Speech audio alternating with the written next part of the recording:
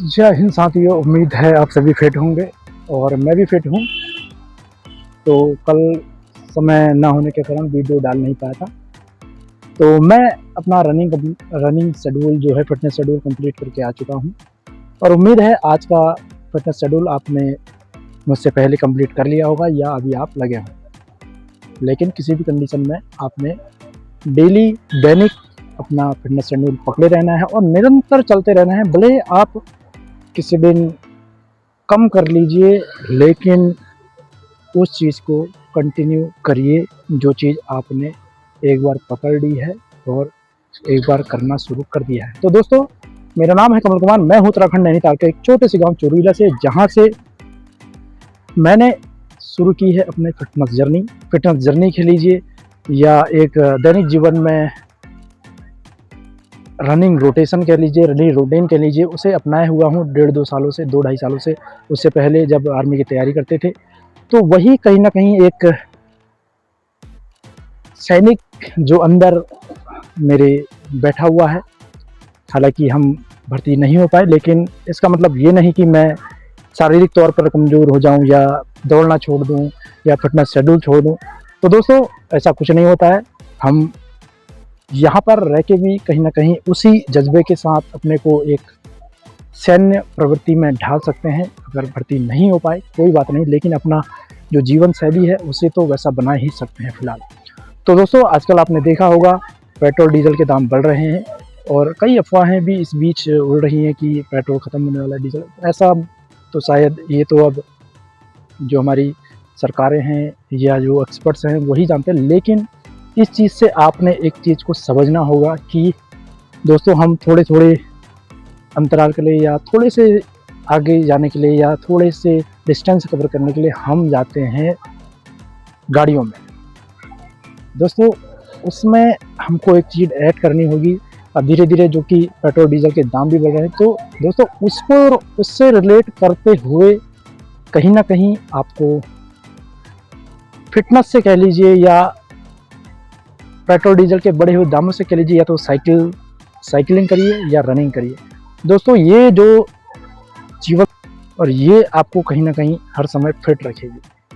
और जिस प्रकार का आजकल हमारे जो जीवन शैली हो चुकी है, अगर जो ड्यूटी जाने वाला है वो ड्यूटी जाने में ही व्यस्त है, आके कोई फिटनेस शेड्यूल करने वाले बहुत अच्छा भी कर रहे हैं उसी में, लेकिन ज़्यादातर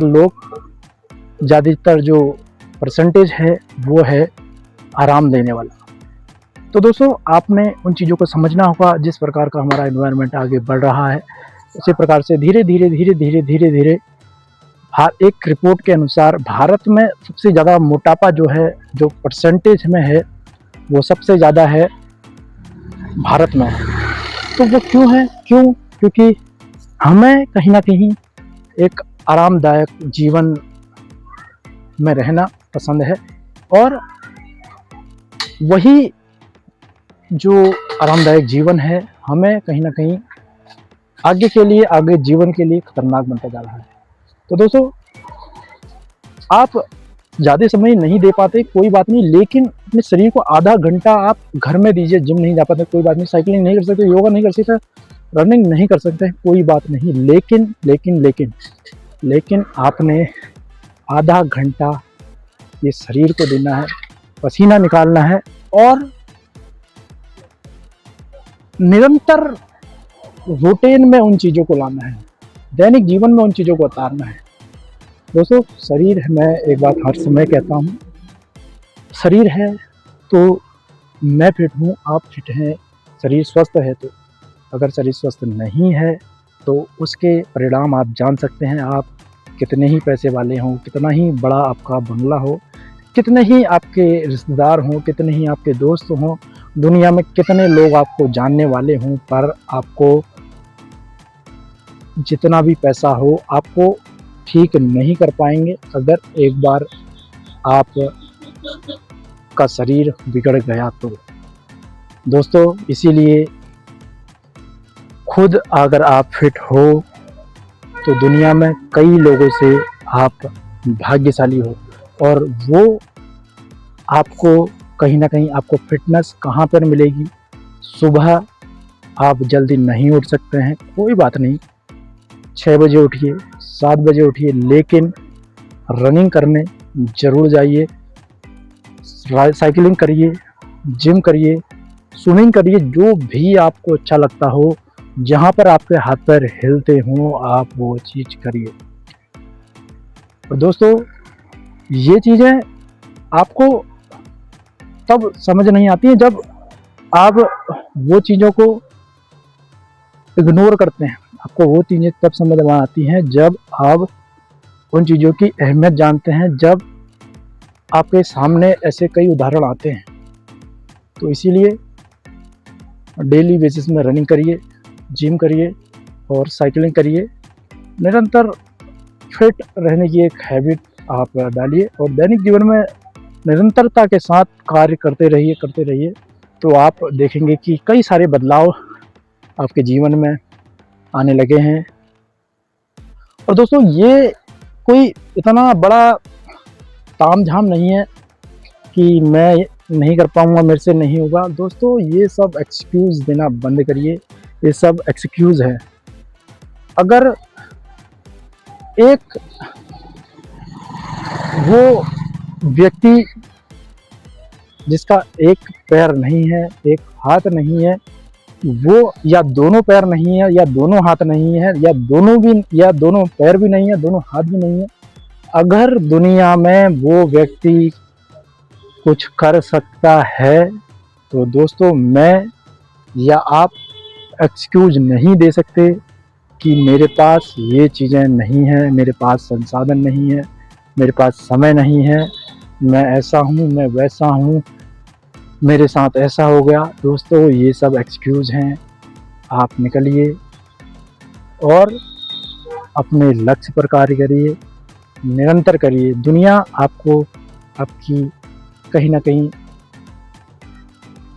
उस नज़रिए से देखेगी जब आप उस दौर में होंगे, आपका मजाक भी बनाया जाएगा और कहीं न कहीं अवहेलना के एक पात्र आप होंगे। लेकिन आप जब वो चीज़ों से निकल जाते हैं, जब वो चीज़ें जब एक उस दौर में आप मैच्योरिटी के दौर में आ जाते हैं, तो ये चीज़ें कोई भी मायने नहीं रखती है।